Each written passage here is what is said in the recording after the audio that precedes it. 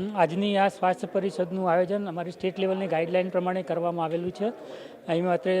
મહેસાણા ખાતેથી અમારા માન્ય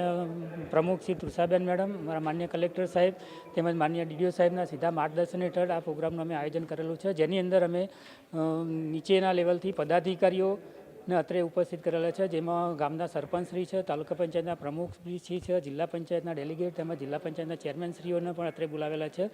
તો મહેસાણા જિલ્લાના જે સ્પર્શતા જે મુદ્દાઓ છે, માનો કે માતા મરણ છે, બાળ મરણ છે, એનિમિયા છે,